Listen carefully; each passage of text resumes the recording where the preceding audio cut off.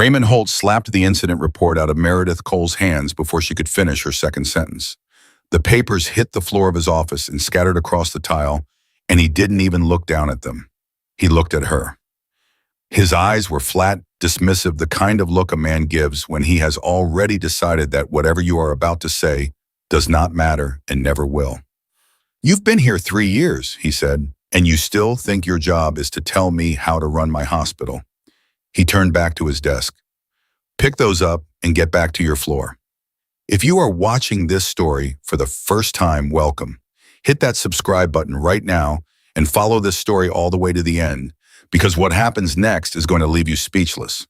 And drop a comment telling me what city you are watching from. I want to see how far this story has traveled." Meredith Cole picked up every single page. She got down on her knees in the chief of staff's office in her scrubs on a Tuesday morning, and she picked up every page of the report she had spent 11 days writing. She stacked them neatly. She stood up. She set them on the corner of Raymond Holt's desk without a word. And then she walked out of his office, pulled the door closed behind her, and stood in the hallway for exactly 4 seconds before she let out a breath and kept moving. That was who she was. That was what 3 years at Bethesda Regional had made her. Not broken, not bitter, just quiet in a way that people mistook for acceptance. She was not accepting anything. Meredith had come to Bethesda Regional the same way a lot of people came to places like that, quietly, without announcement. She had transferred from a facility in Virginia with a personnel file that said almost nothing, a reference letter from a supervisor who used careful measured language, and a work history that had a 4-year gap in the middle that she had never explained to anyone in HR, and no one had thought to press her on. She was 38 years old. She wore her dark hair pulled back every day. She did her job with a precision that the other nurses noticed and the doctors ignored, and she had never once been late to a shift in 3 years. What the hospital did not know about Meredith Cole was considerable. What the hospital did know was that she was thorough. She was quiet, and she had a habit of filing reports that nobody wanted to read. 3 separate incident reports about the loading dock access on the east side of the building where delivery personnel were routinely waved through without proper badge verification. 2 reports about the elevator bank on the 4th floor where the camera coverage had a dead angle large enough to walk a gurney through. 1 report, the one Raymond Holt had just thrown on the floor, about the AC access points on the 3rd floor, which she had documented with measurements, photographs taken on her personal phone during her lunch break, and a 3-page written analysis of how a person with working knowledge of the building could use those access points to move between floors without appearing on a single security feed. Raymond Holt had read none of them. He had a hospital to run. He had budget meetings and board presentations and a relationship with the city council that required careful maintenance, and Meredith Cole's reports were not part of any of that. She was a floor nurse. She changed dressings and monitored vitals and managed patient loads, and that was what he was paying her to do. The security of the building was the responsibility of the security department, and the security department had told him twice in the last calendar year that the facility was fully compliant with federal guidelines. What Raymond Holt did not know was that in 6 days, the President of the United States was going to walk through the front entrance of his hospital for a scheduled physical, and that the vulnerabilities Meredith had spent 11 days documenting were not theoretical. She knew things he didn't. She always had. On the floor, the morning ran the way mornings always ran. Meredith moved through her patient rounds with the same efficiency she brought to everything. Room 312, Mr. Albright, 71 post-surgical blood pressure, slightly elevated. She adjusted his medication schedule and made a note in the chart. Room 314, Mrs. Delacroix, 64, respiratory oxygen levels holding steady. She sat with her for 3 minutes because the woman's daughter hadn't visited in 5 days, and loneliness does things to healing that no medication can fix. Room 318, the new admission from overnight, a 47-year-old man named Patterson who had been brought in after a fall and who kept insisting he was fine and needed to leave, and Meredith spent 8 minutes talking him out of signing the AMA form, not because she followed a script, but because she listened to the specific thing he was actually afraid of and addressed that thing directly. That was what she did. She paid attention. She noticed. She remembered. Donna Reyes, the charge nurse on the day shift, stopped her in the hallway near the supply station. Donna was 52 and had been at Bethesda Regional for 19 years and had the specific kind of tired that comes from watching things be done wrong for a very long time. Holt called down, Donna said. She kept her voice low. He wants your access badge reviewed. Meredith looked at her. For what reason, Onem? The report. He's saying you accessed restricted areas without authorization to take those photographs. I accessed publicly visible infrastructure during my scheduled break on a floor where I am credentialed to work. Donna looked at her for a long moment. I know that. I'm just telling you what he said. Thank you, Donna. Meredith. Donna glanced down the hallway in both directions. You know what's coming next week. I'm aware. Then maybe just, Donna stopped, started again. Maybe just let it go. Let the federal advance team handle their own assessment. That's their job. Meredith looked at her with something that was not quite sadness and not quite frustration.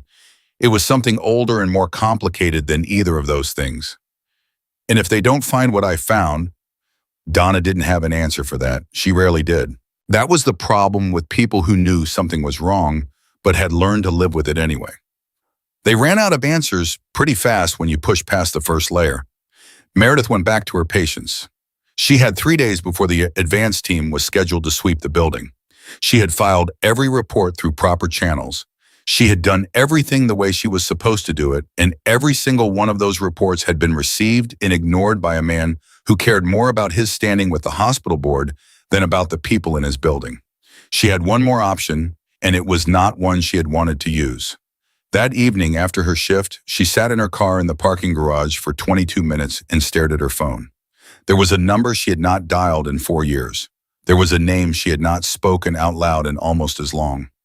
She thought about Raymond Holt's face when he threw her papers on the floor. She thought about that dead angle in the elevator bank. She thought about the AC access point on the 3rd floor and the specific measurements she had written down, and what a person who knew what they were doing could do with a space that size. She dialed the number. It rang 4 times. Then a voice she recognized said, "This line isn't monitored. Talk." "I have a situation," Meredith said. "I need it to go up the right channel without my name attached." A pause.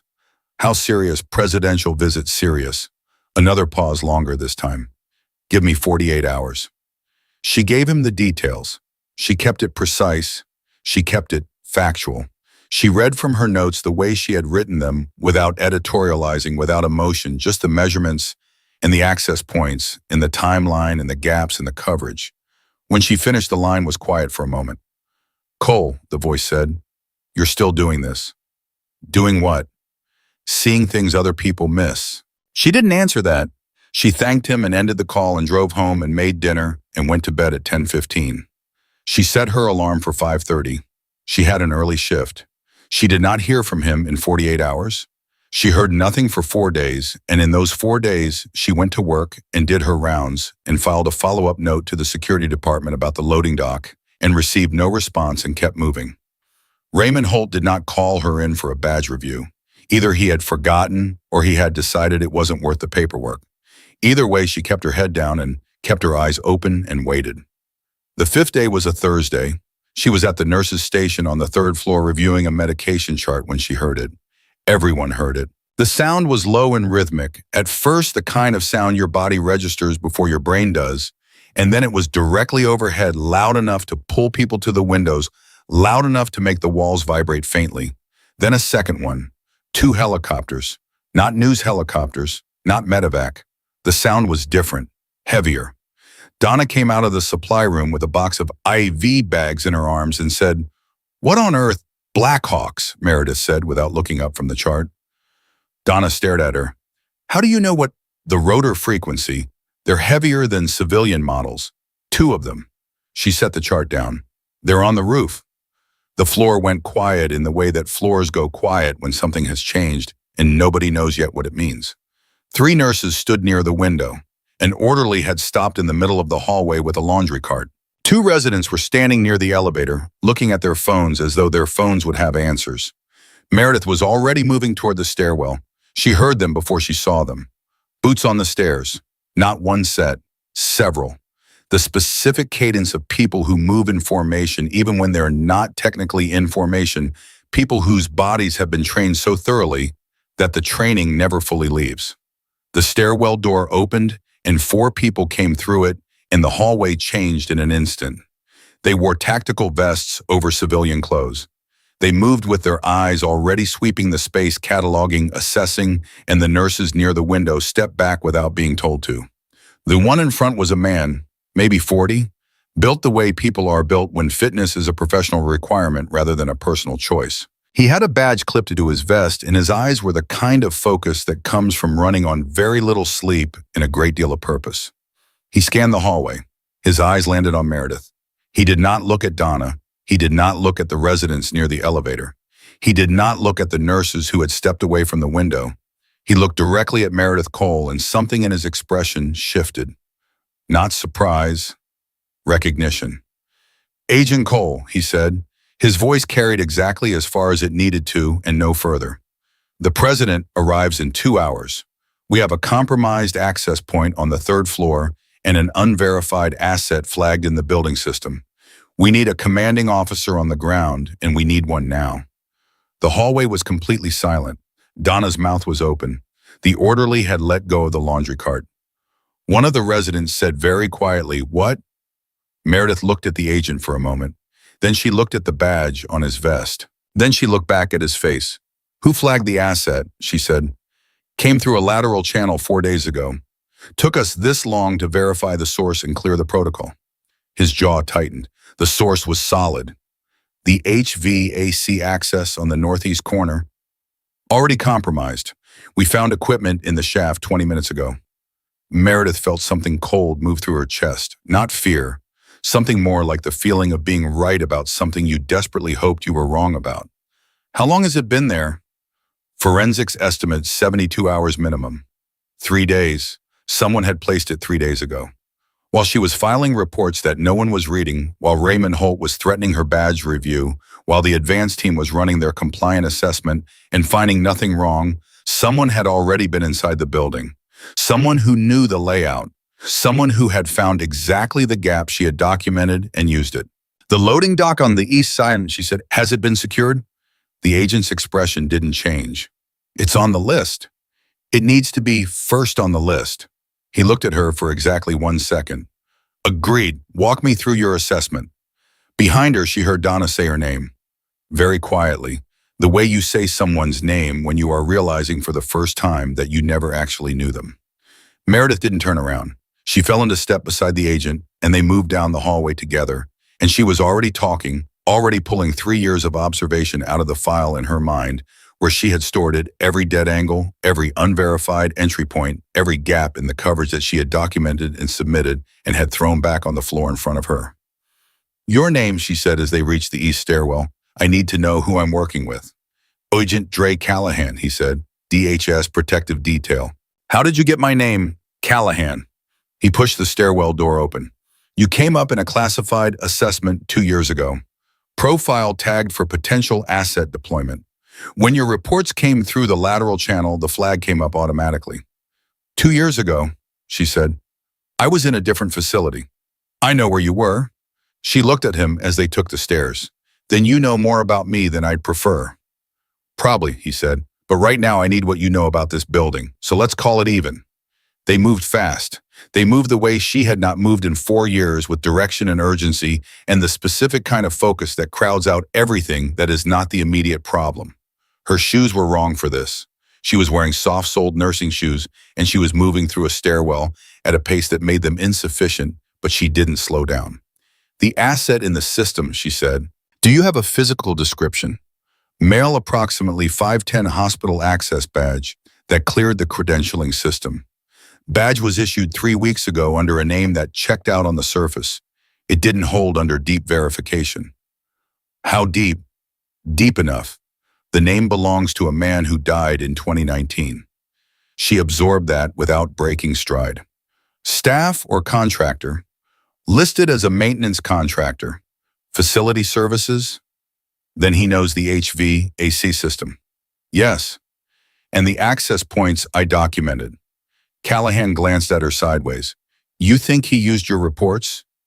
It was a question she had already asked herself. It sat in her stomach like something sharp. I think the reports were filed in a system that wasn't secure. I think someone with the right access to Holt's administrative server could have pulled them. I think my reports were effectively a roadmap. Callahan was quiet for 3 steps. That's not your fault. I know whose fault it is, she said. Her voice was even. Let's focus on the problem. They came out on the 2nd floor. Callahan's team had split, and 2 of them were already at the far end of the corridor. The building felt different now. Not to everyone maybe, but to her it felt like something that had been sleeping had opened its eyes. The ordinary morning of it was still there on the surface. Nurses with charts, an aide pushing a wheelchair, the soft percussion of a hospital in motion. But underneath all of that, the building had become a clock, and the clock was running. Holt doesn't know any of this, she said. It was not a question. Holt was briefed at 6 this morning that there was a credentialing concern and that DHS was conducting a sweep. He was not given details. He'll be in the way. He's already tried to call the director twice. Of course he has. She stopped walking. Callahan stopped beside her. She turned and looked down the corridor toward the east wing, toward the loading dock access that she had flagged in 3 separate reports that no one had acted on. I need access to the facility services log for the last 30 days. Every work order, every access request, every badge swipe that associated with that maintenance contract. Already pulled. It's on the tablet. He held it out. She took it. She started reading. She walked while she read, which was a thing she had always been able to do, hold 2 simultaneous processes at full capacity, and Callahan kept pace beside her without asking questions, which told her something about him. 72 hours. The equipment had been in the shaft for at least 72 hours. She thought about the HV ACE access point. She thought about the measurements she had written down. She thought about Raymond Holt throwing her papers on the floor. She thought about the president arriving in 2 hours. Callahan, she said. Yeah, whoever placed that equipment. They know the building. They've been inside before the credentialed access started. The maintenance contract was cover not entry. They had another way in.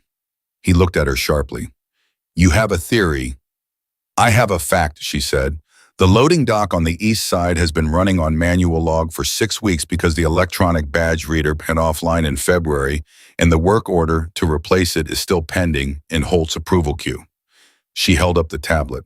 I filed a report about that in March. Nobody acted on it, which means for 6 weeks, anyone who knew about it could walk through that dock with a clipboard and a uniform, and nobody would stop them. Callahan took the tablet back and read what she was pointing at. His jaw set. So they've been in this building before, he said. Multiple times, she said, learning the layout, and we handed them everything they needed to do it cleanly. She didn't say Raymond Holt's name again. She didn't need to. The weight of it was already in the air between them. The specific weight of an institution's failure, of a man who had prioritized his comfort over everyone else's safety, of all the small decisions that stack up quietly until the moment they become catastrophic. Callahan pressed his earpiece.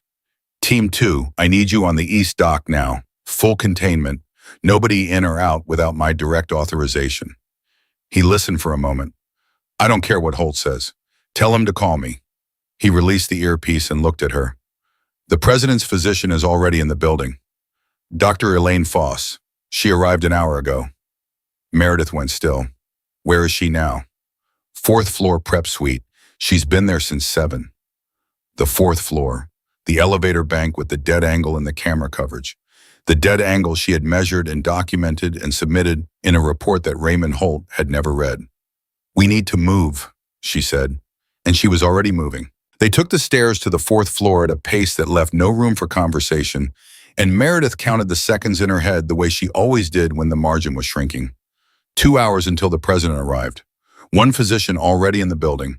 1 compromised access point confirmed. 1 unverified asset somewhere inside with a badge that belonged to a dead man. She hit the 4th floor door and pushed through it without slowing. The corridor was quieter up here. The 4th floor housed the private suites, the ones used for VIP patients, and for occasions exactly like this one, high-profile visits that required separation from the general population of the hospital. There were fewer staff, fewer points of noise and motion. That was the point of it, but fewer staff also meant fewer eyes, And fewer eyes meant that a man who knew the layout could move through this floor with very little friction. Callahan was a step behind her. His hand went to his earpiece. Vasquez, confirm Foss location. A crackle. Then a voice. Suite 412. 2 agents on the door since 7. No movement, no anomalies. Keep it that way. He released the earpiece and looked at Meredith. She's secure. The agents on her door, Meredith said. Are they yours? Callahan slowed down half a step. They were assigned by the advance team. Who vetted the advance team? He stopped walking entirely. She stopped with him. The advance team was cleared through standard protocol, he said. His voice had a careful quality to it now. Not defensive, careful, like a man who has just heard something he doesn't want to be true and is working through whether it is. Standard protocol like the maintenance contractor's background check. She said, the one that cleared a man using a dead person's identity? Callahan pressed his earpiece again. Mason, I need you on 412 right now. Full override. Move. He looked at her. Walk with me. They were moving again. She kept her voice low. I'm not saying your people are compromised. I'm saying whoever planned this knew your protocol well enough to use it. They got a contractor badge through the credentialing system. That requires either inside knowledge of how the system works or direct access to it. Or both, Callahan said. Or both, she agreed. They reached Suite 412. 2 agents stood outside the door, young both of them with the particular stillness of people trained to project calm. One of them, a woman with close-cropped hair and a vest identical to Callahan's, straightened when she saw him. Sir. Chen, who authorized your placement on this detail? Chen's eyes flicked to Meredith for exactly half a second. A small thing. The kind of thing most people would not notice. Meredith noticed. Assistant Director Marks, Chen said. Standard advance assignment. When did you receive the assignment? Yesterday morning, 1400 hours. Callahan looked at her for a moment. Then he looked at the other agent, a man broader standing slightly further from the door. You, same question. Same answer, the man said. Marks, yesterday. Callahan's jaw moved. He turned to Meredith. She looked at him and gave the smallest shake of her head. Not here, not out loud. He understood. He was the kind of person who understood that kind of communication, which told her something important about the 4 years of history between his file on her and whatever had brought him to this building today. Chen, he said, you're reassigned to the East Corridor. Take Martinez with you. I'll cover 412. Chen didn't hesitate. That was the right response. An agent who has nothing to hide moves on an order without negotiating it. Chen moved. Martinez followed. Meredith watched them go and tracked their pace and their direction in the specific way Martinez's left hand stayed close to his side, even after the vest came off tension. Callahan knocked twice on the door to Suite 412, a pause. Then a voice from inside, identify. Callahan, DHS. I'm coming in with a facility officer. The door opened. Inside, a woman in her mid-50s stood near the window with a medical bag on the table beside her, in the particular posture of someone who had been waiting for exactly this interruption. Dr. Elaine Foss had gray hair cut short and wore the expression of a person who had spent 30 years not being intimidated by rooms full of people with guns, and who was not about to start now. Agent Callahan, Sosta, she said, please tell me the 2 hours I was told to wait haven't become 3. The timeline is intact, Doctor. We have a precautionary adjustment to your security placement. Precautionary. Foss looked at Meredith. Who are you, Mepercho? Meredith Cole, facility assessment. Foss looked at her for a moment, not the way most people looked at Meredith, which was past her or through her. She looked at her directly the way physicians look at people when they are running a differential in real time. You're not in facility administration, she said. No. But you know this building. Better than anyone currently in it. Foss looked at Callahan. I like her. What's the actual situation? Callahan gave her the short version. Compromised HV, AC access. Unverified asset in the building. Loading dock secured. Physician security under precautionary review. He kept it clean and factual and didn't soften any of it, which Meredith appreciated. Foss listened without interrupting, which Meredith appreciated even more. When he finished, Foss said, the equipment in the HVAC shaft. What kind? We don't have a full assessment yet. The team is on it. But you have a preliminary. Callahan glanced at Meredith. Based on the access point location relative to this floor, Meredith said the most effective use of that shaft for a hostile operation targeting this suite would be either surveillance or delivery. Surveillance we'd know about already if it had been active, which means delivery. Foss absorbed that without expression. Delivery of what? That's what the team is trying to determine. The room was quiet for a moment. Then Foss said, "The president's visit is a routine physical. It was scheduled 8 weeks ago and the window was kept narrow. Fewer than 40 people had advanced knowledge of the specific facility." She paused. "That's a short list." "We're working the list," Callahan said. "Then work faster." Foss picked up her medical bag and moved it to the other side of the table away from the window. A practical adjustment, the kind of small physical habit a person develops when they have been in enough rooms where things could go wrong. "What do you need from me?" "Stay in this room," Callahan said. "Don't open the door for anyone but me or Agent Cole." Foss looked at Meredith again. "Agent Cole." Meredith didn't correct the title. This was not the moment for that conversation. Callahan's earpiece crackled. He pressed it, listened.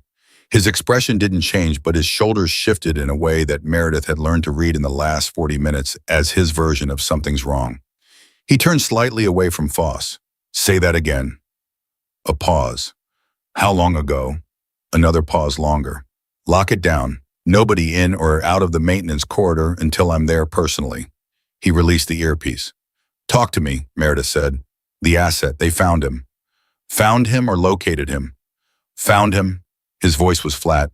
"One of the maintenance staff discovered a man in the service corridor on the second floor. Male 510 hospital maintenance uniform. He was unconscious. The badge on him is the credentialed one, the one that doesn't belong to him." Meredith processed that fast. "So the badge is off the board. His body was found in the corridor, which means he is either the asset who was discovered and taken out by his own people, or he is someone else entirely, and the real asset just lost one layer of cover. Is he alive? Breathing? Unresponsive? Then he didn't take himself out." She thought that through it quickly, the way she thought through a complex patient situation, all the variables at once, the differentials, the most probable explanation, the ones you rule out first. His people didn't remove him either. If they had, they would have taken him with them. He's in the corridor, which means he was put there in a hurry by someone who needed him out of the way, but didn't have time to move him properly. Callahan looked at her. "Because something changed." "Because something changed," she agreed. "Whatever the original timeline was, they've moved it up." He was already moving toward the door. She followed. Behind them, Foss said, "Agent Cole." Meredith stopped, turned. Foss was looking at her with the same direct differential expression. "There's a medication in my bag, a specific formulation for the president's scheduled treatment today. It was prepared off-site and transported by my team under chain of custody." She paused. "Given what you've just told me, I think you should know it's here." Meredith walked back to the table. "Who had access to it during transport?" "Myself, 2 members of my medical team, the courier service we use for this classification of transport." Foss opened them and showed her a sealed case tamper, evident tape intact. "It looks clean." "Don't open it," Meredith said. "Don't use it until we have eyes on the full chain." "Can you manage the visit without that specific formulation if it comes to it?" Foss considered for 2 seconds. "Yes, with modifications." "Then assume you'll need the modifications." Meredith looked at her steadily and locked the door behind us. Back in the corridor, Callahan was on his radio.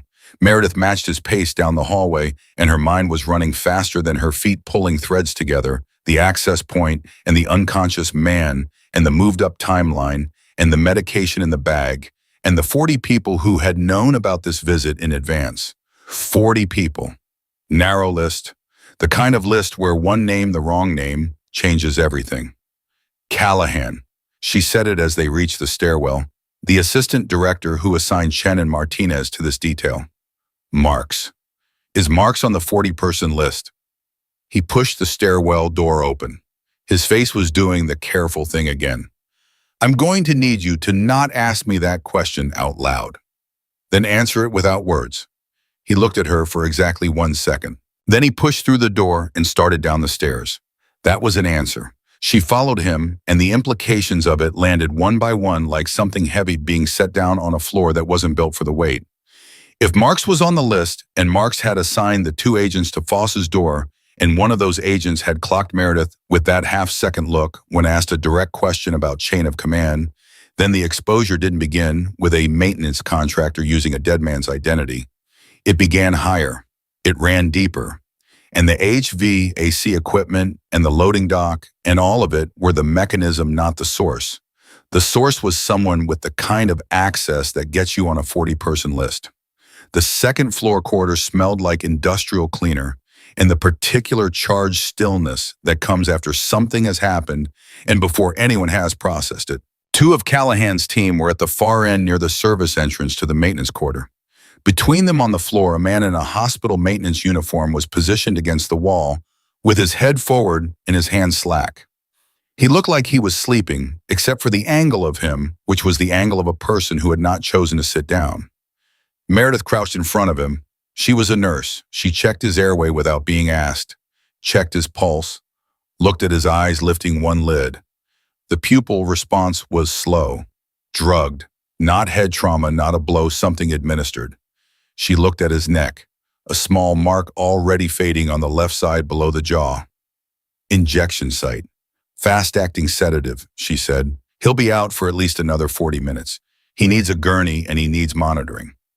Callahan related. She stood up and looked at the maintenance corridor access door. Callahan's agent closest to it, a man named Webb, who had been the one to radio in the find, was standing with his back to the door.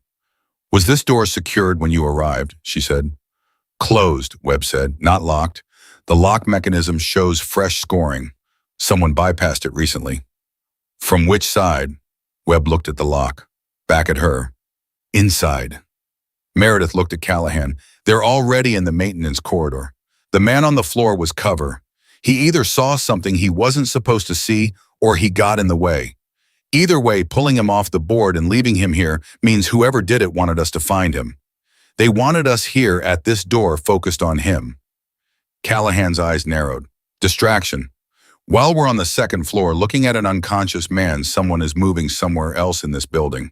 She turned. What floor is the HVAC equipment access for the third floor served from? Webb said maintenance corridor connects to a vertical shaft access at the far end. That shaft runs from sub-basement to the roof. And the third floor HVAC access I documented, she said. The one where your team found equipment this morning. Where does that shaft intersect with this corridor system? Webb looked at Callahan. Callahan looked at Meredith. If you go up the shaft from this access point, she said, you bypass every camera in the building. You bypass every agent on every floor. You can come out on any level you choose. She paused, including the fourth floor. The silence lasted maybe 3 seconds. 3 seconds was a long time. Callahan hit his radio. All units, I need a sweep of every vertical shaft access from sub-basement to 4. Now, move. He looked at Meredith. The fourth floor prep suite. Foss, she said. They were already running. The stairwell was faster than the elevator, and they both knew it without saying it.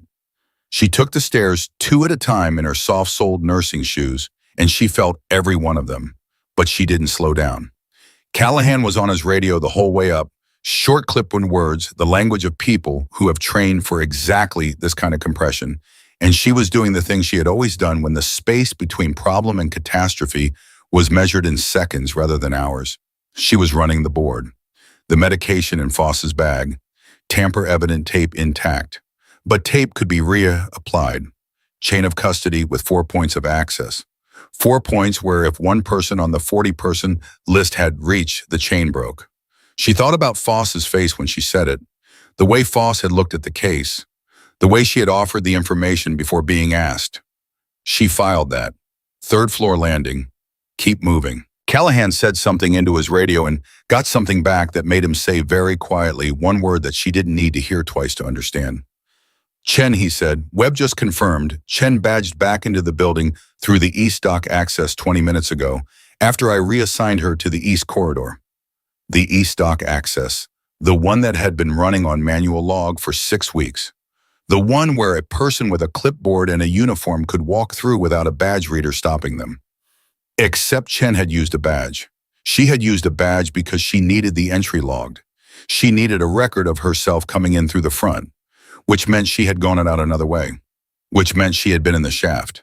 Meredith hit the fourth-floor door at a dead run and came out into the corridor, and what she saw stopped her for exactly one step before she was moving again. The door to suite 412 was ajar. Not open, not broken.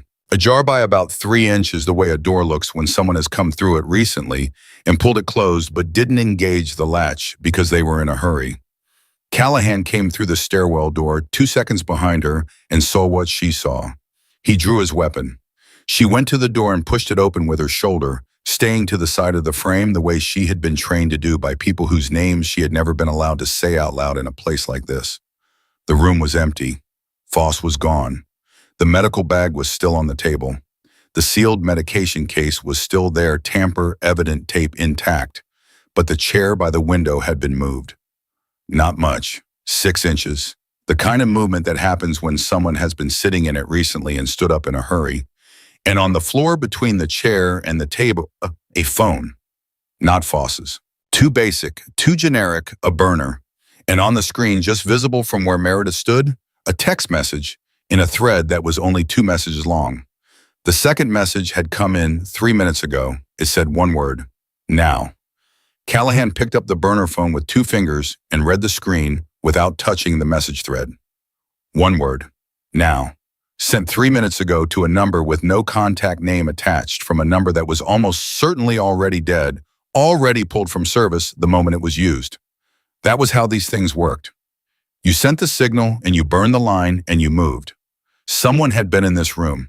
Someone had stood close enough to Foss to make her move without making enough noise to bring the door down, and that meant either Foss had gone willingly or she had gone under duress so controlled that it looked like willing. Neither option was comfortable. Both options meant the same thing. She was somewhere in this building right now, and the window between right now and the president's arrival was shrinking by the minute. Meredith looked at the medical bag on the table, the sealed case still sitting there untouched. She thought about that for exactly 3 seconds, and then she said, "They didn't take the medication." Callahan looked up from the phone. "No, which means they don't need it." She looked at him directly. "Whatever they plan to do with Foss, it doesn't involve the medication. She is the mechanism, not the bag." He absorbed that. She's the president's physician. She has access nobody else in this building has. She has access and she has trust, Meredith said. The president will let her within arm's reach without a secondary screening. She has clearance that supersedes a standard sweep. She paused. If someone is controlling her movements right now, they don't need the medication because Foss herself is the delivery system. The words sat in the room like something with mass. Callahan was already on his radio. "All units, I need a full lockdown on patient access corridors, presidential approach route, and any egress point connecting to the first floor lobby. We have a missing protectee, Dr. Elaine Foss, 4th floor, last confirmed location suite 412. Do not approach without my direct authorization. Do not engage." He paused. "And somebody find me Chen." The response came back in fragments. East corridor clear, lobby secure, roof access sealed since the Black Hawks landed. No visual on Chen since the reassignment. No visual on Foss. Meredith was already in the hallway. She moved on instinct and on knowledge, and right now those 2 things were pointing in the same direction. Foss hadn't been taken through the main corridor.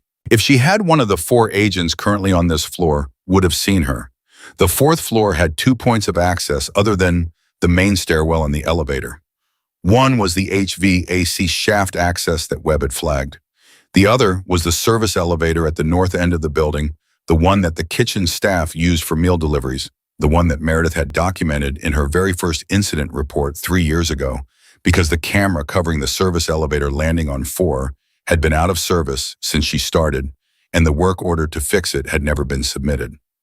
"North service elevator," she said as Callahan came out of the suite behind her. "It hasn't had camera coverage for 3 years. Nobody in this building knows that except maintenance staff and anyone who read my first incident report, which was filed in Holt's system. which was filed in Holt's system, she confirmed. They moved north. The corridor felt longer than it was. That was a thing that happened when the clock in your head was running against you. Distance expanded. She pushed past it. Third door on the left, a supply room she knew was used for linen storage on this floor. Second door, a staff bathroom. The north landing for the service elevator was at the end of the corridor, behind a door marked Authorized Personnel Only, which meant exactly nothing in a building where a man with a dead person's badge had been walking around for 3 weeks. She pushed through the door. The service landing was small and smelled like industrial detergent, and the elevator was there with its door closed and the floor indicator above it sitting on 2. Basement level 2. It went down, Callahan said. Sub-basement, she said. The shaft access web mentioned. If Chen came up through the shaft to get to this floor, she had to start somewhere. The sub-basement is the bottom of that shaft. Callahan hit the elevator call button. We're going down. Not together, she said. If they're monitoring movement in this building, 2 people taking the service elevator to sub-basement at the same time is a signal. Send one of your team down the main stairs to the sub-basement access while we take this. She looked at him. I need your secondary piece. He looked at her for a moment. The look was brief, and it said several things at once, and he didn't voice any of them. He reached to his ankle holster and handed her what was there, a compact 9mm already chambered. She checked it without making a production of it and put it at the back of her waistband under her scrub top. You know, he said, and he said it with the particular flatness of a man who is making an observation rather than asking a question. Most nurses I know don't handle a firearm like that. Most nurses didn't do what I did before they were nurses, she said. The elevator door opened. They got in. Callahan radioed his team and sent 2 agents to the sub-basement via the main stairwell with instructions to hold at the access door and wait for his signal. The elevator moved slowly. That was the thing about service elevators. They were built for weight, not speed. Every floor they passed felt deliberate, like the building itself was making a decision. Callahan looked at her sideways. 4-year gap in your personnel file, he said. Virginia facility before Bethesda. Before that, nothing that shows up in the standard search. That's accurate. DHS flagged your profile 2 years ago. The assessment described a subject with advanced threat recognition, institutional vulnerability analysis, and operational field experience consistent with Tier 2 Special Operations support. He paused. The assessment recommended asset deployment. It was never acted on. I know. Because you requested inactive status. I had reasons. The elevator settled at sub-basement level, and the door opened, and Meredith moved out of it before she finished the sentence. The sub-basement was where the building's mechanical systems lived. The noise was different down here, lower and more constant, the sound of the building's infrastructure running the way it always ran, whether or not anyone was paying attention to it. She stopped, listened past the mechanical noise for anything that didn't belong to it. Callahan came out beside her and went still. Voices, not loud, not close, but there, coming from the direction of the shaft access corridor, which was to the left, and down a passage that ran alongside the east wall of the building. She recognized one of the voices. It took her brain exactly 4 seconds to place it because the voice was doing something different with its tone than she had heard it do before, and the brain resists recontextualizing something it has already filed under a different category. It was Foss. She was talking, not in distress or not in the kind of distress that sounds like distress. She was talking in a clip-controlled way, which was consistent with someone who was being coerced and who was managing their own adrenaline with the precision of a person who had survived difficult rooms before. Meredith had heard that voice. She had used it herself. She pressed her back to the wall and moved toward the passage, slow and precise. Callahan was a half step behind her. She held up her hand, wait. He waited. She got close enough to the opening of the passage to hear what was being said without being visible from inside it. A man's voice, not one she recognized. You're going to walk in with him the way you always do. You're going to do your job the way you always do it. The only difference is you're going to have this on you. A pause. It's transdermal. By the time anyone knows something is wrong, you'll be clear, and the timing will be someone else's problem. Foss said, and if I refuse?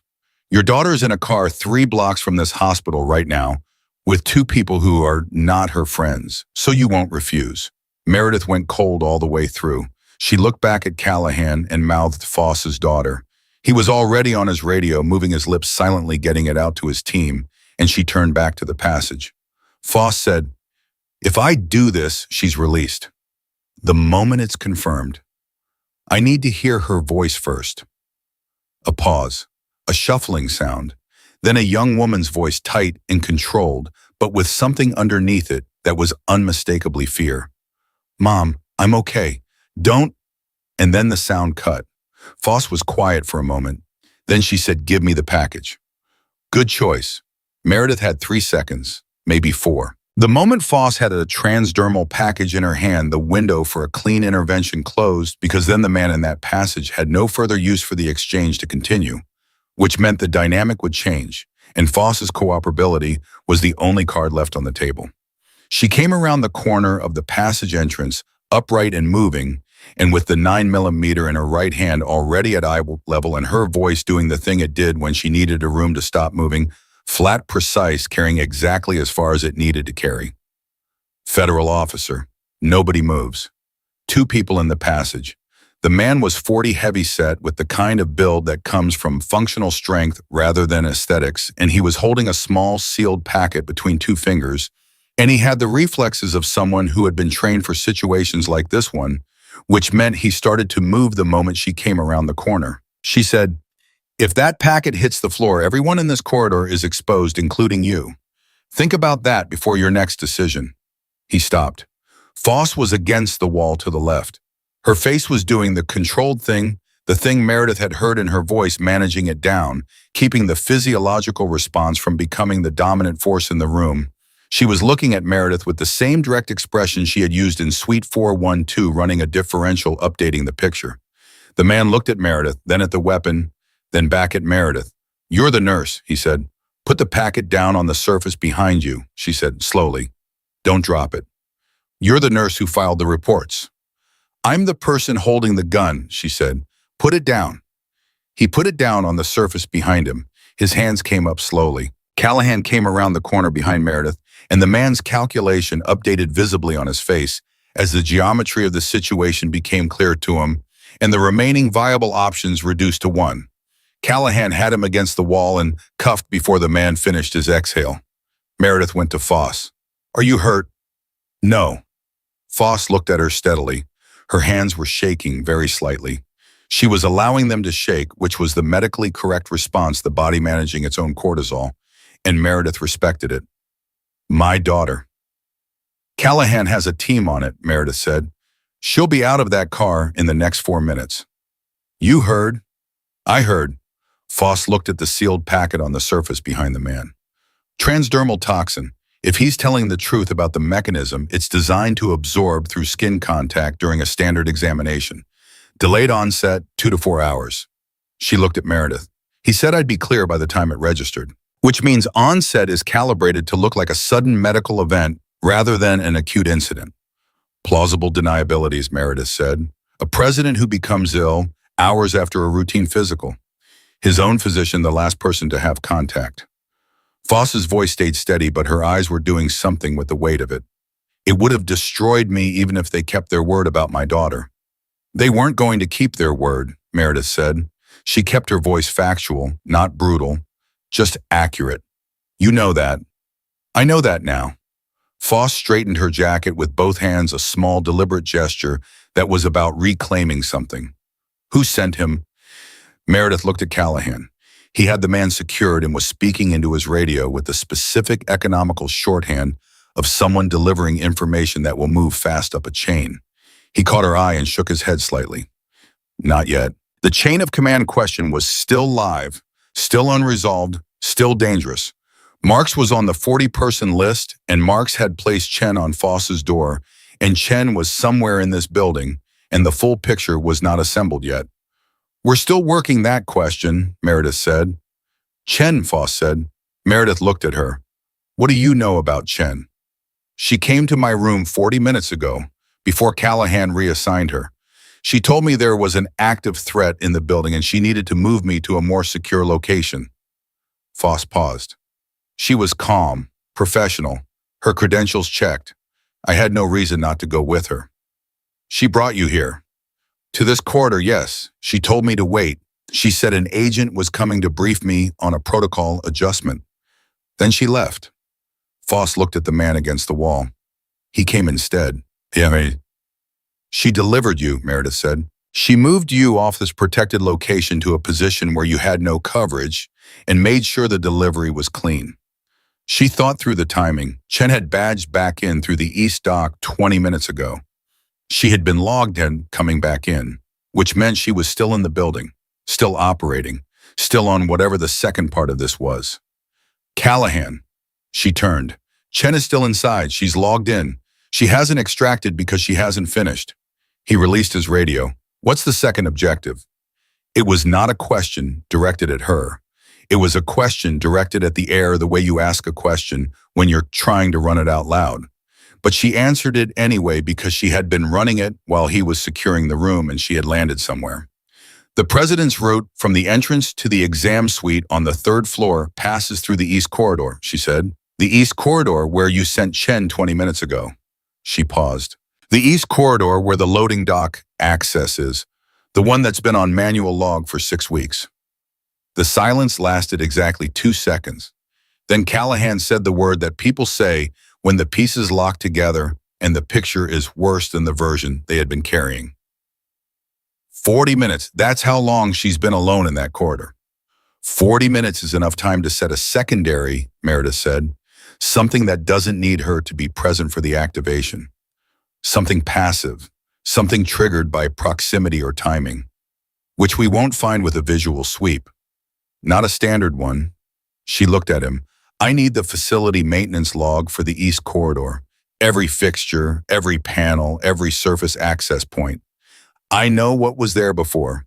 Anything that's been touched in the last 40 minutes will show. She moved toward the passage exit. And I need to move now because the president's motorcade just turned onto the approach road. Callahan stared at her. How do you know that? Because the Blackhawks on the roof just changed their rotor speed, she said. They spun up 2 minutes ago. That's a landing preparation protocol, which means the ground team received a 15-minute advance signal. She was already moving up the passage. 15 minutes, Callahan, that's what we have.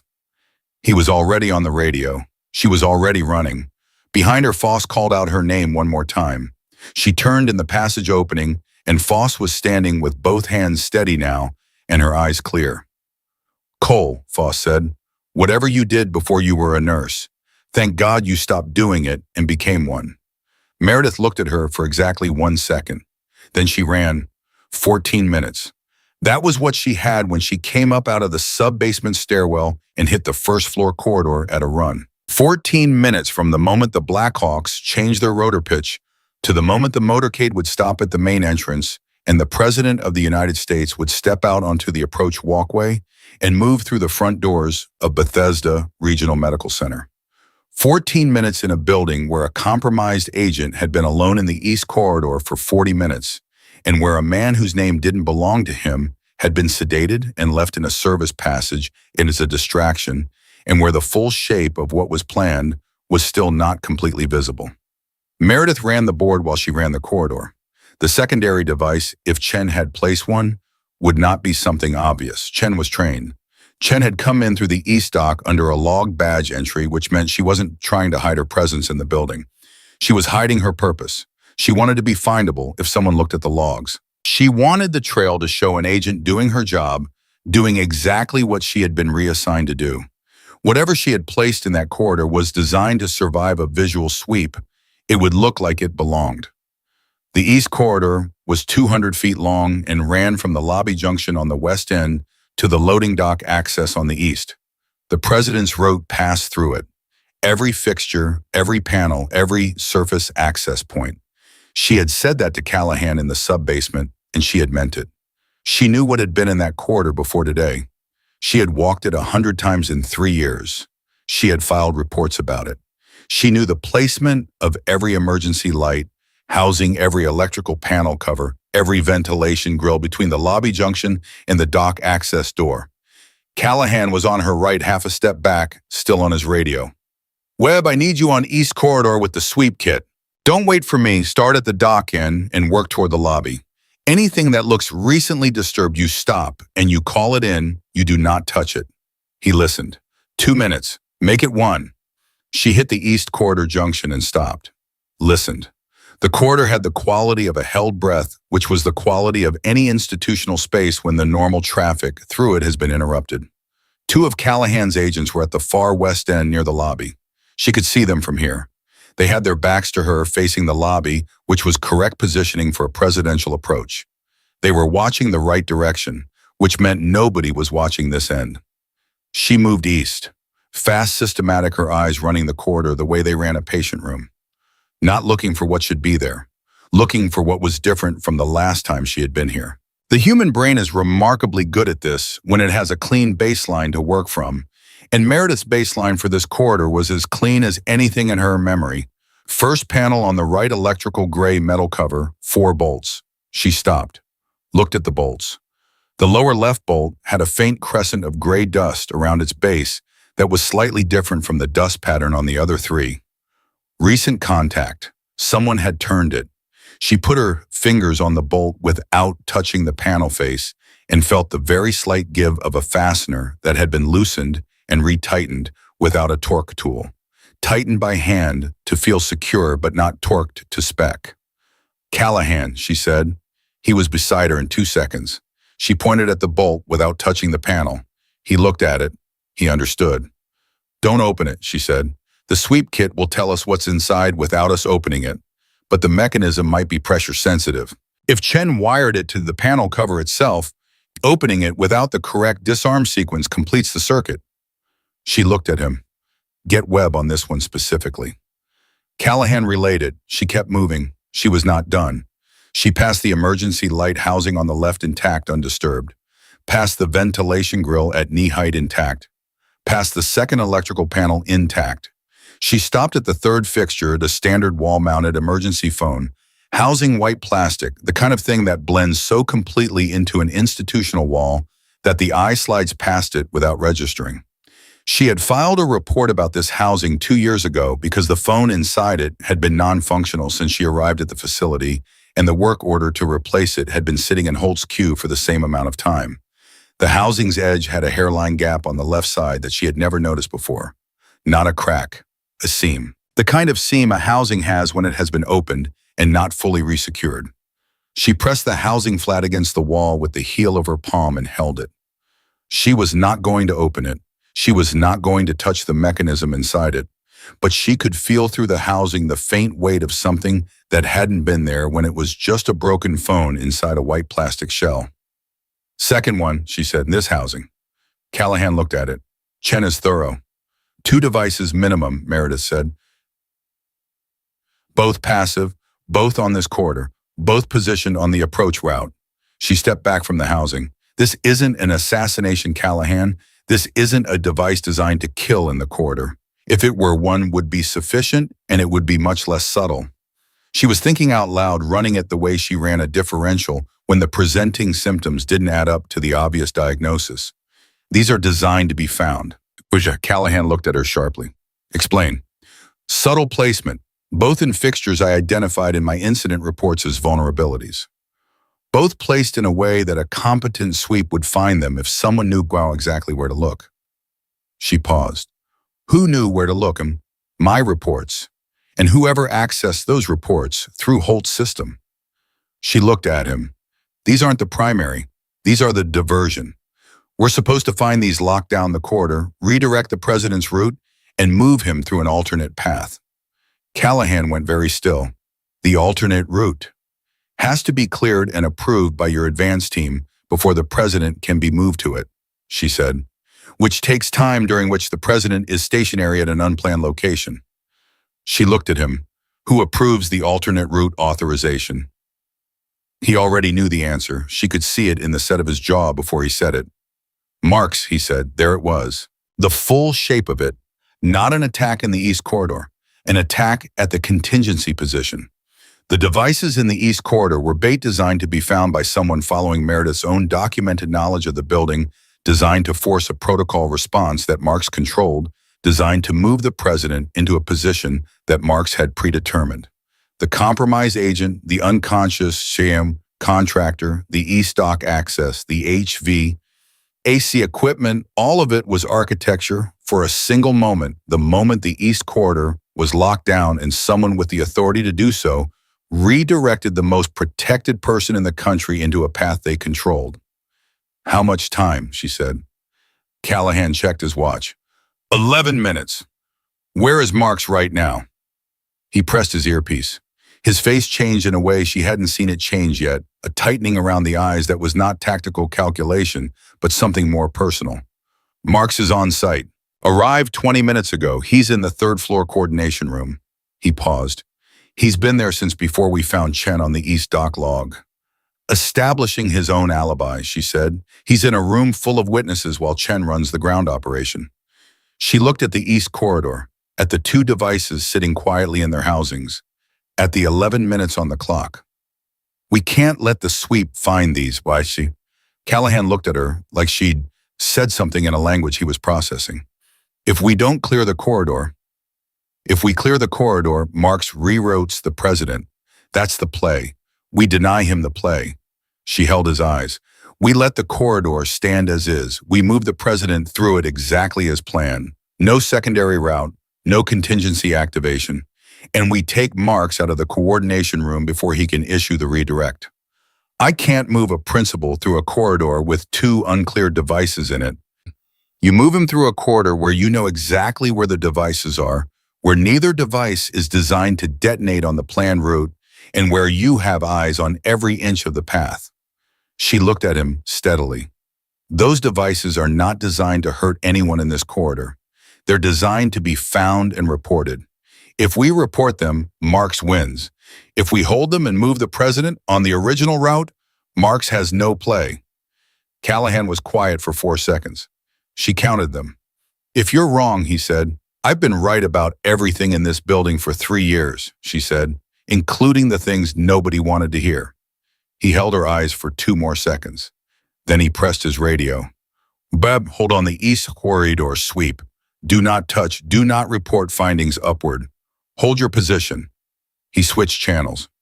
Martinez, I need you on the third-floor coordination room, confirm current occupants, and hold all outgoing communications. Authorization Callahan 7. Do not explain the order.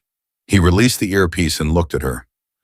If Marks tries to issue the redirect and it doesn't go through, he'll know something changed. Good, she said. Let him know something changed. Let him make a decision under pressure. She paused. People who plan operations from the inside of an alibi do not perform well when the plan stops moving the way they designed it. Callahan's radio crackled. Martinez's voice. Sir, coordination room is secure. Marks is here, 2 comms officers, 1 advanced liaison. All outgoing communications held per your authorization. A pause. Sir, Marks is asking why. Tell him there's a protocol adjustment and I'll be up in 3 minutes. Copy. Callahan looked at Meredith. 3 minutes before he figures out the thread is pulled. We don't need 3 minutes, she said. We need the president inside and moving on the original route before Marks can reach anyone who can issue the redirect.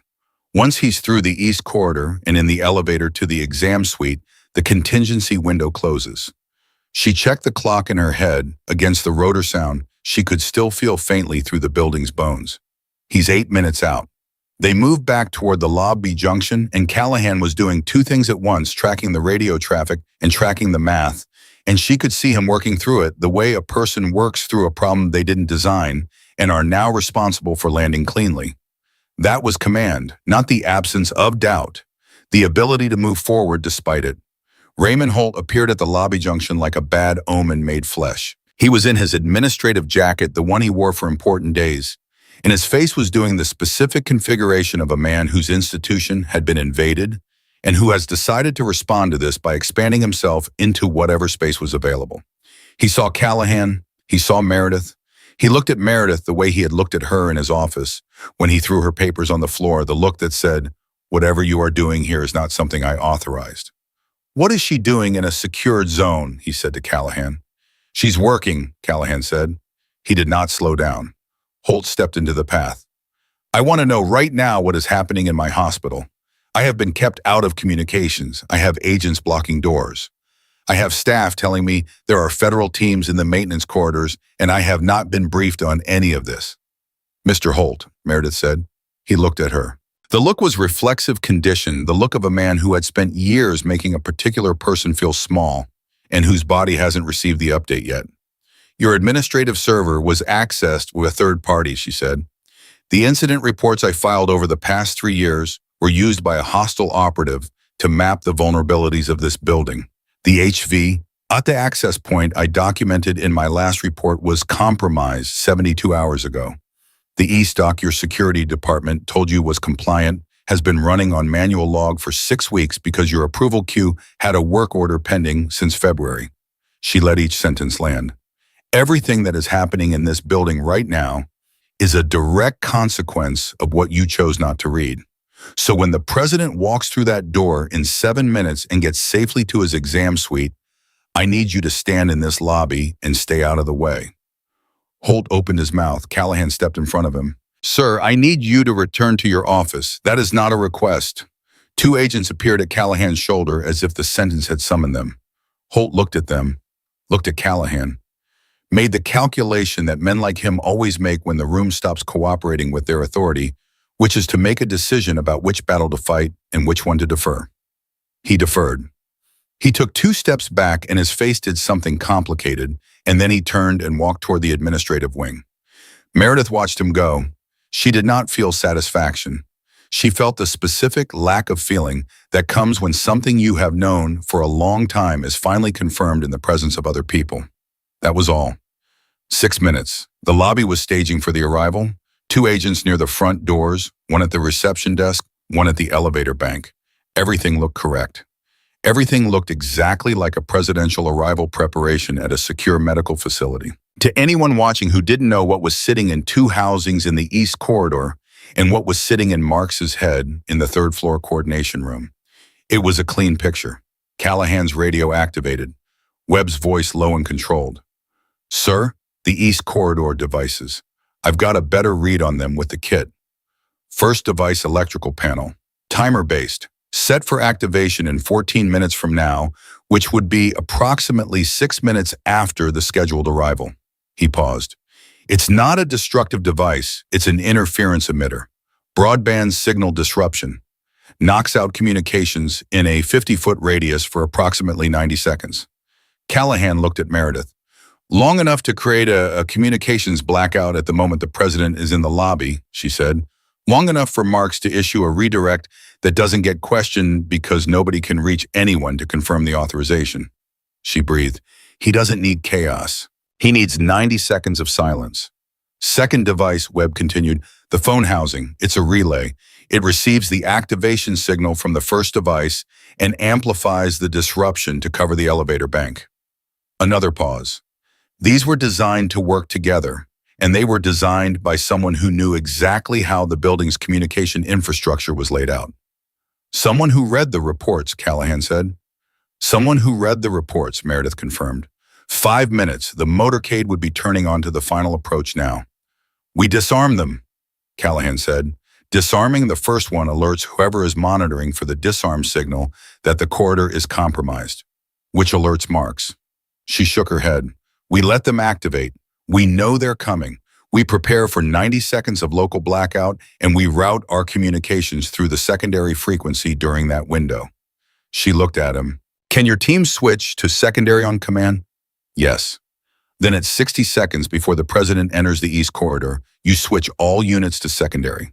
The devices activate the primary frequency, blacks out, and Marks sits in his coordination room watching a plan that's running on a track he built while everything underneath it has already changed. Callahan was quiet for exactly 3 seconds. Then he said, You know what you are. I'm a nurse, she said. He almost smiled, not quite. Webb, hold all positions. No disarm, no contact with devices. Prepare for secondary frequency switch on my command. He switched channels. Martinez, Marks is going to try to make a call or issue a directive in the next 4 minutes. When he tries, you tell him the communication system is experiencing an upgrade test. Keep him in that room. Copy. 4 minutes. The front doors of Bethesda Regional opened briefly as one of the lobby agents tested the mechanism. Outside, the approach walkway was empty and precise.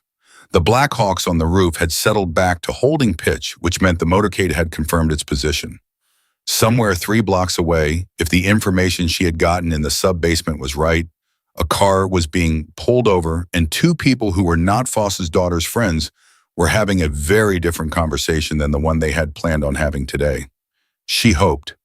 She had to trust that thread to Callahan's team because she couldn't be in 2 places. Her radio, the one Callahan had clipped to her scrub top 20 minutes ago, crackled. A voice she did not recognize said, "Cole, I know you're in the East Corridor." A pause. "Stand down. You are interfering with a sanctioned operation. I am authorized at a level that supersedes your current." She turned the radio off. She looked at Callahan. "That wasn't Marks," she said. "No," he said. "That was someone above Marks." "Yes." "How far up does this go?" He looked at her. He had the expression of a man who has been sitting with the answer to a question and has been hoping he would not have to say it out loud. "Far enough that I cannot make the next decision alone." He paused. "Which is why I need you standing next to me when the president walks through that door. Because whatever happens in the next 4 minutes, I need a witness who cannot be made to disappear." She absorbed that, the full weight of it, not just a compromised agent, not just an assistant director with access to a 40-person list, something that ran above that, something that had the reach to call her radio using a frequency that was not supposed to be accessible from outside this operation, something that had known she was in the East Corridor. 3 minutes. She looked at the East Corridor. She looked at the lobby doors. She looked at the elevator bank that would take the president to the 3rd-floor exam suite where Dr. Elaine Foss was now presumably back in position with a different physician's bag and a very different understanding of what the next hour required of her. She thought about the phone call she had made 4 days ago in her car in the parking garage, the number she had not dialed in 4 years. She thought about the voice that had said, "You're still doing this, seeing things other people miss." She thought about Raymond Holt's face when he threw her papers on the floor. 2 minutes. The radio on Callahan's vest activated. Martinez again. "Sir, Marks just stood up. He's asking to be released from the room. He says he has a direct authorization override that supersedes my order." A pause. "Sir, he's showing me a credential I have not seen before." "Hold him," Callahan said. "Physical hold if necessary. Authorization Callahan 7 standing order." "Copy. He's not going to like that." "No," Callahan said. "He's not." 1 minute. She looked at Callahan. He looked at her. Between them, in the quiet of the lobby with the clock running down and the building holding everything it was holding there, was the specific understanding of 2 people who have been in the same kind of rooms before and who know what the next 60 seconds are going to require of them. "Switch to secondary," he said into his radio. And then the front doors of Bethesda Regional Medical Center opened. The president walked through the front doors of Bethesda Regional at 9:47 in the morning, and Meredith Cole stood 12 feet away in the lobby and watched it happen with the particular stillness of someone who has spent the last 2 hours preventing what could not be allowed to occur and who is now holding the outcome in both hands and not breathing yet. He was taller than she expected. That was always the thing people said about presidents in person, that the physical reality of them was different from the image, and she understood it now in a way she hadn't before. He moved with the specific contained energy of a man who has spent years learning to exist inside a bubble of security and who has made a kind of peace with it. 3 agents tight on his perimeter, 2 ahead, the outer ring spreading through the lobby as the doors closed behind the last member of the advance party. Callahan stepped forward and identified himself. Standard protocol. The lead agent on the presidential detail, a woman named Torres who had the bearing of someone who trusted nothing until she had verified it, twice shook his hand and leaned in for the brief exchange that happened between command-level agents at the moment of transfer. Meredith watched Torres's face during that exchange. She watched the precise moment when Callahan told her what was in the East Corridor and what was sitting in the 3rd-floor coordination room and what had been said on a radio frequency that wasn't supposed to be accessible from outside the operation. Torres's face didn't change. That was training.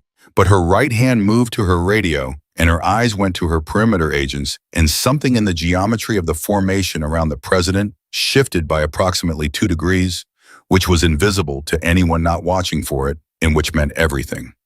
Meredith breathed. Then Callahan's radio activated on the secondary frequency. Webb's voice clipped and precise. "Sir, the first device just armed. 60 seconds to activation." Meredith looked at the East Corridor junction. The president's route ran directly through it. 60 seconds to a 90-second communications blackout on the primary frequency. 90 seconds during which Marks, if he had gotten out of the coordination room, could issue a redirect that would go unchallenged. She looked at Callahan. He was already moving toward Torres. She heard him say, "We move now. Fast walk original route, East Corridor. Don't stop, don't pause, and don't let anyone hand you anything in that passage." Torres looked at him for exactly 1 second. Then she looked at the president and said something quietly to the agent on his immediate left, and the formation began to move. Meredith moved with them, not in the formation alongside it because she was not a federal agent, and this was not her formation to be part of, but close enough that Callahan could reach her and she could see the East Corridor from the moment they entered it. They entered the East Corridor at 48 seconds before activation. She counted. She had always been good at counting things that mattered. Patient vitals, medication intervals, the distance between problem and consequence. She counted now the way she had counted everything in this building for 3 years, quietly and precisely, and without anyone asking her to. The first device was in the electrical panel on the right. They passed it at 31 seconds. The formation moved clean and fast, and nobody paused, and nobody looked at the panel, and the president said something to Torres in a low voice, and Torres responded, and he almost smiled, and the ordinary human quality of that exchange in the middle of all of this was something Meredith felt in her chest in a way she hadn't expected. 30 seconds. 20. The phone housing on the left was coming up. They passed it at 11 seconds. The formation cleared the East Corridor entirely at 4 seconds before activation. At 0, the primary frequency went to static. Meredith heard it in the brief burst of dead air from the 2 lobby agents' radios before the secondary frequency held. 90 seconds. The blackout was running. She looked at Callahan. He had his hand on his earpiece and his jaw was set, and he was counting too. The elevator bank was ahead. Torres had already called the car. The formation entered the elevator in 2 groups, split precisely the president in the second group with Torres and 2 agents, the doors closing with the specific soft finality of something secured. The primary frequency came back at 87 seconds. 3 seconds early, which meant the device had not performed to spec, which meant whoever had built it had worked with margin, and the margin had gone against them. Callahan pressed his earpiece immediately. "Martinez." A pause. Then Martinez's voice, and it had the quality of a man who has been doing something physically demanding in a small room. "Sir, Marks is in custody. He attempted to exit the coordination room using the override credential. I held him. He became physical." Another pause. "He's not going to walk that off for a few days, sir, but he's in custody." "Who else is in that room?" 2 comms officers and the advanced liaison. All 3 are being held pending verification." "Verify fast," Callahan said. "And somebody find Chen." Meredith was already thinking about Chen. Chen had badged in through the East Dock 20 minutes before the president arrived. She had been in this building the entire time. She had delivered Foss to the sub-basement passage, and then she had logged herself back in through the East Dock to establish her presence, and then she had been somewhere in the building waiting for the plan to execute. When the plan stopped executing, Chen was in a building that had just gone to full lockdown with nowhere to go, and a logged entry that put her exactly where she didn't want to be. "She'll try the roof," Meredith said. Callahan looked at her. "The Blackhawks are on the roof. If she has any relationship with the crew that brought them in, she has a potential extraction point. And she knows the roof access because she came down from there this morning." Meredith looked at the stairwell at the far end of the lobby. "She's been in this building for the last 20 minutes with no operational play left. The only thing a person in that position thinks about is exit." Callahan hit his radio. "Roof team, I need a full lock on Blackhawk crew and all personnel on the landing area. Do not allow any unauthorized approach to either aircraft. If you see a female agent, short hair D, HS vest, you hold her." The response came back in 4 seconds. "Sir, we have a female agent at the northwest stairwell access to the roof. She's asserting priority clearance." "She doesn't have it. Hold her." Copy. She is not complying, sir. Callahan was already moving toward the stairwell. Meredith was with him because, at this point, the idea of standing still felt physically impossible. They took the stairs at a pace that she was going to feel tomorrow in muscles she had forgotten she had, and she was breathing hard by the second floor, but she didn't slow because Chen's compliance window was closing.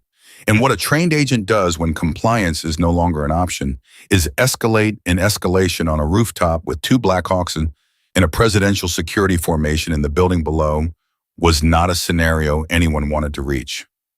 Third floor? Fourth, the roof access door above the fourth floor landing. She could hear it before they reached it. Raised voices, the specific register of a confrontation being managed by people on both ends of it who know what the stakes are and are choosing their next action very carefully. Callahan hit the roof access door and came through it with his weapon drawn, and Meredith was a step behind him, and what she saw resolved in the specific, quick way that high-pressure situations resolve all at once. Chen was backed against the perimeter railing. Her vest was off. Her hands were showing. The two Black Hawk crew members had moved to the far side of the aircraft, and the two roof security agents were positioned with the geometry of people who have been trained for exactly this clear angles. No crossfire close enough to act and far enough to absorb a sudden movement. Chen was not making sudden movements. She was doing the calculation that every person in her position does, the one where you assess every option in rapid sequence and eliminate them one by one, and by the look on her face, she was getting close to the end of the list. She looked at Callahan, then she looked at Meredith. Something crossed her face when she looked at Meredith. Not what Meredith expected, not hostility, something almost like recognition, the look of one person who has been operating in a difficult space, acknowledging another person who has been doing the same thing even on opposing sides of it. "Colt," Chen said. "It's done," Meredith said. "Marks is in custody. The devices didn't activate on schedule. The president is in the exam suite." She kept her voice even. Not hard, factual. "There's no play left." Chen was quiet for a moment. Her hands were still showing. The wind off the rooftop did the thing wind does at height, moved through everything, and made the moment feel exposed and real in a way that enclosed spaces don't. "You found everything," Chen said. It was not a question. "I filed reports about everything for 3 years," Meredith said. "Someone used those reports to design the operation.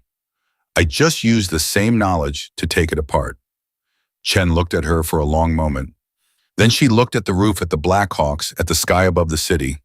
Whatever she was looking for in that view, she didn't find it, or she found it, and it wasn't enough.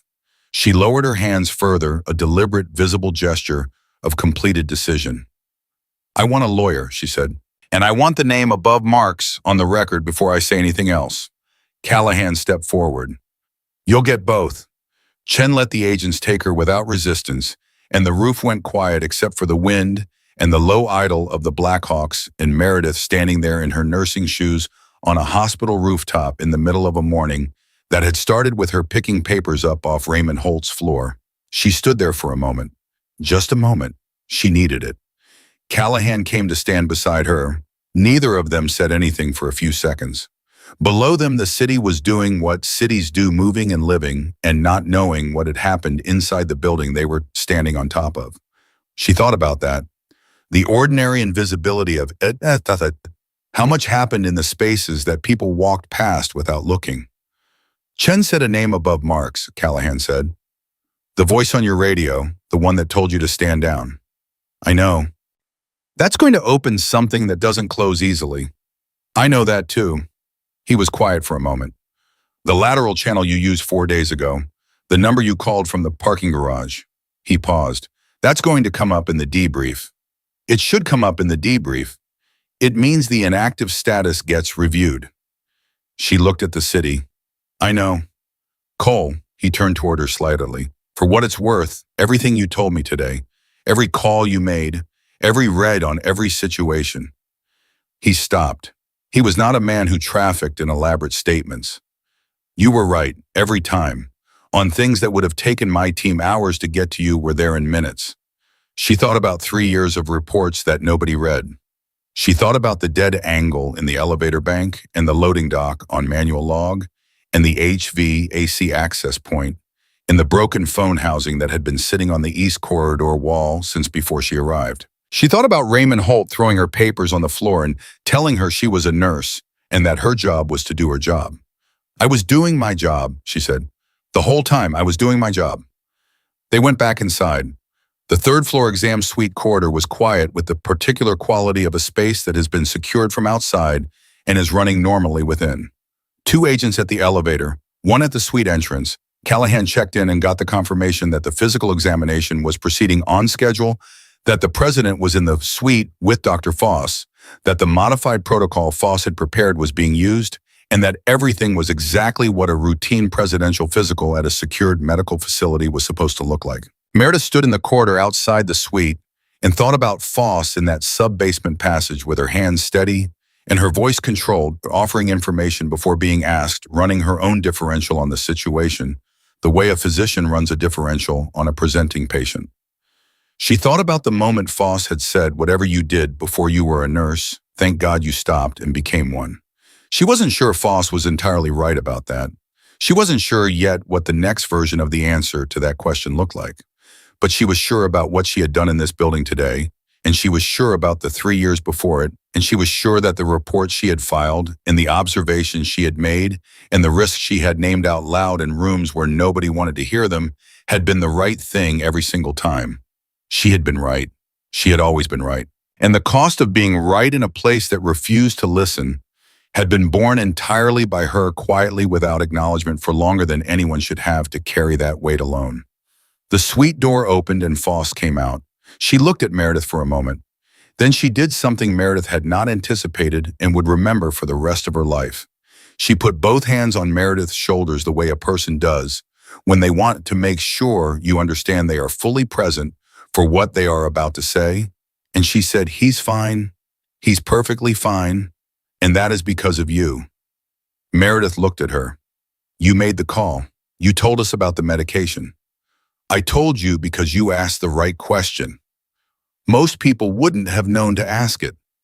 Foss looked at her steadily. "I've been in secure medical environments for 22 years.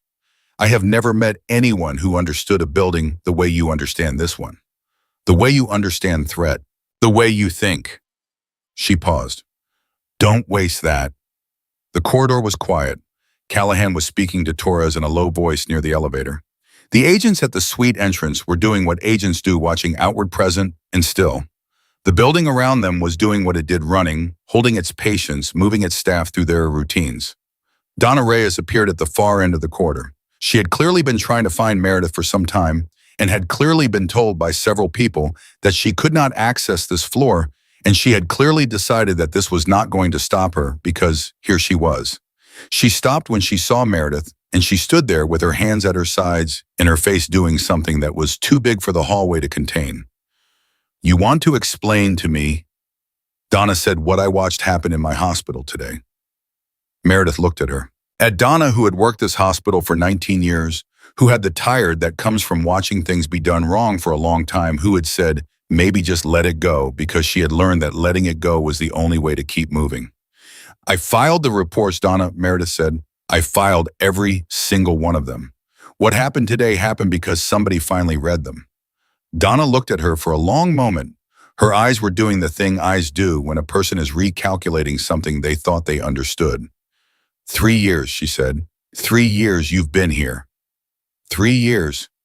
And this whole time, the whole time, Meredith said. Donna exhaled. It was the exhale of 19 years of something finally landing. "I should have pushed back. When Holt started on you, I should have said something." "You told me what was happening," Meredith said. "You told me every time. That mattered." It wasn't absolution and it wasn't a lie, and Donna seemed to understand the difference because she nodded once and pressed her lips together and looked at the floor for a moment and then back up. "Are you going to stay?" Donna asked. "After all this? Are you going to stay at Bethesda?" It was the question Meredith had not let herself think about in the last 2 hours because there had been no room for it. She thought about it now.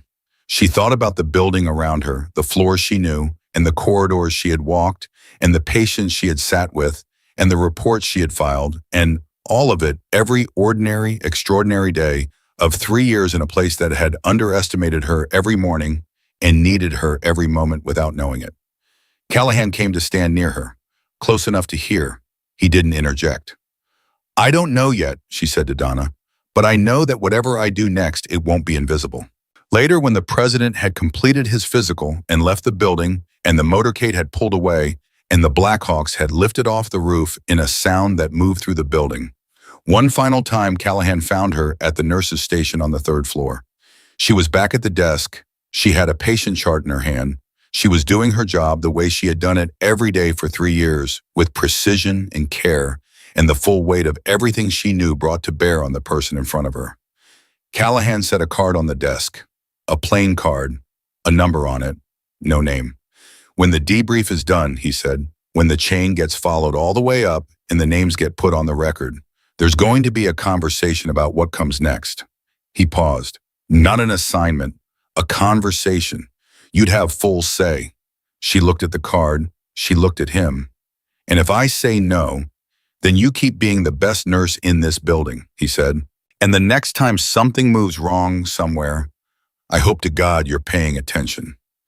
He left. She looked at the card for a moment. Then she put it in her pocket and picked up the chart and went back to her rounds. Because Mr. Albright in 312 had blood pressure that needed checking, and Mrs. Delacroix in 314 hadn't had a visitor in 6 days, and the work did not stop because the crisis had. That was who she was. She had always been. The person who stayed. The person who noticed.